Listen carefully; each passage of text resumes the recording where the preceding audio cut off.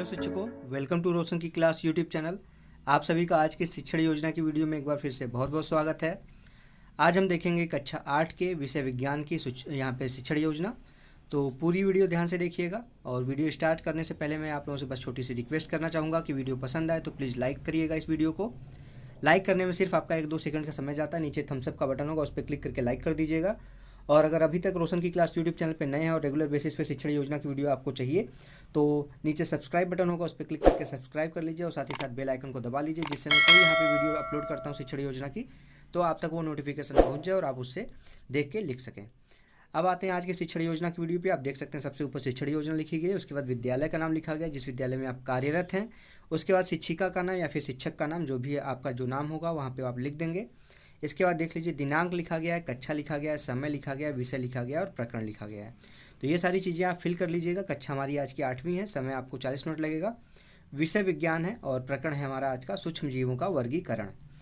अब इसके बाद आप देख सकते हैं हेडिंग है आपकी लर्निंग आउटकम यानी कि सीखने के परिणाम। इसके अंतर्गत लिखा गया है बच्चे सूक्ष्म जीवों का वर्गीकरण कर सकेंगे। दूसरा पॉइंट लिखा गया है सूक्ष्म जीवों के विभिन्न वर्गों की व्याख्या उदाहरण सहित कर सकेंगे। और तीसरा पॉइंट लिखा गया है बच्चे विभिन्न सूक्ष्म जीवों के गुणों की व्याख्या कर सकेंगे। ये आपका हो गया लर्निंग आउटकम। लर्निंग आउटकम के बाद अगली हेडिंग आती है सीखने सिखाने की सामग्री। यहाँ पे यानी कि इसको कहते हैं TLM, टीचिंग लर्निंग मटेरियल। इसके अंतर्गत आपको वो सारी चीज़ें यहाँ पे लिखनी है जिसकी सहायता आप शिक्षण कार्य करते समय लेंगे। तो यहाँ पे देख लीजिए सूक्ष्म जीवों के वर्गीकरण का चार्ट आप बना के ले जाएंगे, एक चार्ट जिसमें सूक्ष्म जीवों के बारे में पूरा व्याख्या किया गया होगा कि कितने प्रकार होते हैं और दीक्षा पर उपलब्ध समस्त सामग्री, चाहे वो वीडियो फॉर्म में हो या फिर इमेज फॉर्म में हो, वो सारी चीज़ें यहाँ पर लिखी जा सकती हैं। प्रकरण आपको पता ही चल गया है, प्रकरण हमारा आज का है सूक्ष्म जीवों का वर्गीकरण। इसके बाद अगली हेडिंग आती है सीखने सिखाने की प्रक्रियाएं या फिर गतिविधियां। इसमें आपको 4 कॉलम बनाना है, क्रम संख्या, चरण, समय, आकलन का विधि या फिर आकलन के तरीके। क्रम संख्या में नंबर 1 लिखिए शिक्षण के प्रारंभ में चरण में। इसके अंतर्गत लिखा गया है शिक्षण के प्रारंभ में शिक्षिका बच्चों से कुछ प्रश्न करेगी, शिक्षक होगा तो शिक्षक बच्चों से कुछ प्रश्न करेगा और उनके पूर्व ज्ञान की परख करते हुए प्रकरण से जोड़ेगी। इसमें प्रश्न है सूक्ष्म जीव किसे कहते हैं, सूक्ष्म जीवों को किस यंत्र की सहायता से देख सकते हैं, और तीसरा है सूक्ष्म जीव कहाँ पाए जाते हैं। समय है आपका 5 मिनट का। आकलन की विधि है अवलोकन एवं प्रश्नोत्तर। और इसको जो आपको प्रश्नों के जो उत्तर मिलेंगे उसको आपको श्यामपट्ट पे लिख लेना है जिससे बच्चों को सारे उत्तर ध्यान से पता चल जाए। अब इसके बाद यहाँ पे देख लीजिए आप TLM ले जाएंगे, उसको यहाँ पे दिखा दीजिए। यहाँ पे आपको TLM इस तरीके से बनाना है। पूरा सूक्ष्म जीवों का वर्गीकरण कर दीजिए। यहाँ पे देख लीजिए ऊपर लिखा गया है जीवाणु, बैक्टीरिया, प्रोटोजोआ, उसके बाद कवक है फंजाई, उसके बाद है यहाँ पे शैवाल है, एल्गी, विषाणु हैं, वायरसेस। इसका वर्गीकरण कर दीजिए, 5 भागों में बांट दीजिए इसको और उसका फिगर बना दीजिए सभी का। इंग्लिश में भी नाम लिखा गया, हिंदी में भी लिखा गया जिससे किसी बच्चों को कोई दिक्कत ना हो। और यहाँ पे थोड़ा सा बड़ा करके देता हूँ। सभी के अंतर्गत 2-3 यहाँ पे कैटेगरी के अंतर्गत वहाँ पे जैसे प्रोटोजोआ है तो 3 प्रोटोजोआ लिखा गया है। उसके बाद जैसे अमीबा हो गया और पैरामीशियम हो गया, और वायरसेस है आपका कोविड-19 सबसे लेटेस्ट वायरस है तो इसको लिख सकते हैं। रेबीज है, ये वायरस के अंतर्गत आता है। इसी तरीके से आप सारी चीज़ यहाँ पे लिख सकते हैं वर्गीकरण करते हुए। ठीक, उसके बाद अब बढ़ते हैं। देख लीजिए यहाँ पे लिखा गया सूक्ष्म जीवों का वर्गीकरण। इसके बाद अगला यहाँ पे आता है अब सूक्ष्म जीव हमें किस प्रकार प्रभावित करते हैं, अगला प्रश्न है। और लास्ट में यहाँ पे 5वां प्रश्न है किन्हीं 2 सूक्ष्म जीवों के नाम बताइए। तो बच्चे ये सारी चीज़ें आंसर आपको देंगे, कोई न कोई आंसर तो मिलेगा ही आपको, और उसको आप सैंपल पे लिखते जाइए। अब अगला चरण है यहाँ पे शिक्षण के दौरान। शिक्षण के दौरान में यहाँ पे देख लीजिए लिखा गया है शिक्षिका बच्चों की प्रतिक्रियाओं को ध्यानपूर्वक सुनते हुए उनको प्रकरण से जोड़ती है। शिक्षिका बच्चों को सूक्ष्म जीवों के वर्गीकरण का चार्ट दिखाते हुए प्रकरण को आगे बढ़ाती है। चार्ट पर बने विभिन्न वर्गों को दिखाते हुए शिक्षिका प्रत्येक वर्ग के गुणों की विस्तार से चर्चा करेगी। यहाँ पे आपका आकलन के तरीके में लिखना है अवलोकन, प्रश्नोत्तर, परिचर्चा एवं सहभागिता। यहाँ पे देख लीजिए लिखा गया है सूक्ष्म जीवों को निम्नलिखित 5 समूहों में बांटा गया है। पहला है जीवाणु, दूसरा है विषाणु, तीसरा है प्रोटोजोआ, चौथा कवक, 5वां शैवाल। समय इसमें 15 मिनट का लगेगा।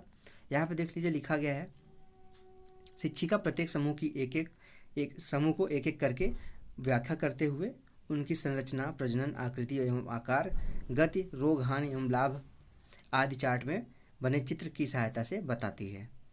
इसके बाद अगला आता है यहाँ पे गतिविधि हेडिंग। गतिविधि में यहाँ पे देख लीजिए लिखा गया है शिक्षिका बच्चों को 5 समूहों में बांटती है और प्रत्येक समूह को एक एक सूक्ष्म जीव वर्ग देकर उनके सूक्ष्म जीवों के उदाहरण का चित्र बनाने के लिए देगी।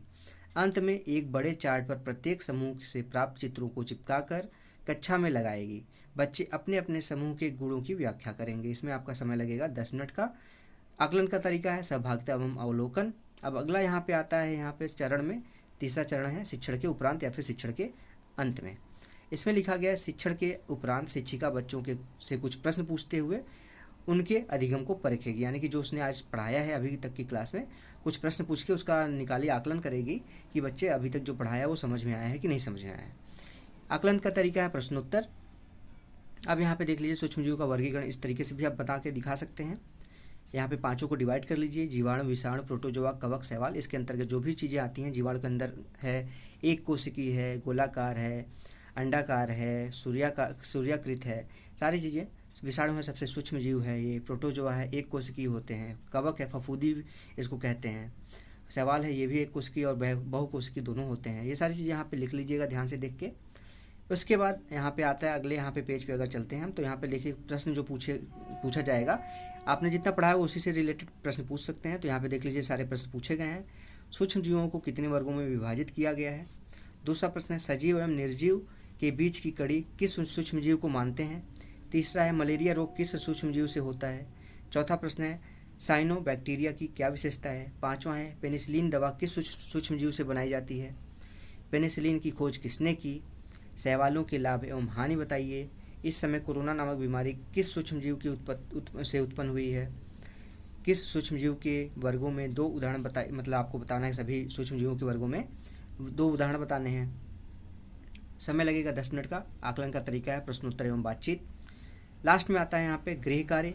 गृह कार्य में बच्चों को घर से करके लाने के लिए कार्य दिया जाता है, जिससे बच्चे घर पे जाएं तो आपने जो पढ़ा है उसको रिपीट करें, रिवाइज करें, जिससे आपने जो पढ़ा है उनको अच्छे से फिर से समझ में आ जाए। तो यहाँ पे देख लीजिए दिया गया है बच्चों को गृह कार्य होमवर्क। सभी बच्चे अपनी अपनी अभ्यास पुस्तिका में सूक्ष्मजीवों का वर्गीकरण कर चित्र बनाएंगे। सभी चित्रों को नामांकित भी करेंगे। अब लास्ट में यहाँ पे हेडिंग लिखना होता है आपको आगामी शिक्षण योजना या फिर शिक्षण की आगामी योजना। इसमें आपको अगली क्लास की योजना आज ही क्लास के अंत में बनानी होती है। तो इसमें लिखना होता है आपको शिक्षण के दौरान आने वाली समस्याओं को दूर करते हुए एवं बच्चों के अधिगम स्तर को ध्यान में रखते हुए शिक्षिका आगामी शिक्षण योजना का निर्माण करेगी। इससे बेहतरीन आगामी शिक्षण योजना नहीं हो सकती। इसमें सारी चीज़ें कवर कर ली गई हैं, तो इसको भी आप आराम से देख के लिख लीजिएगा। तो ये था आज का शिक्षक बंधुओं आज की शिक्षण योजना।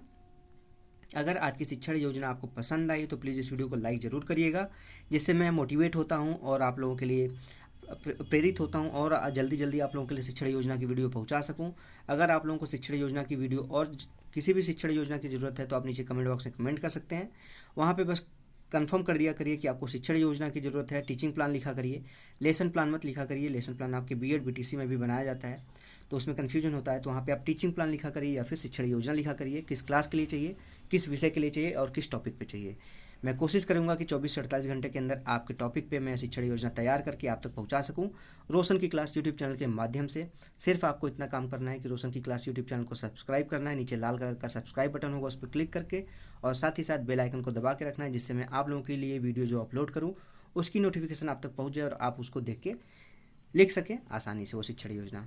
तो शिक्षक बंधुओं मिलते हैं नेक्स्ट वीडियो में, तब तक के लिए आप लोगों का बहुत बहुत धन्यवाद। जय हिंद, वंदे मातरम।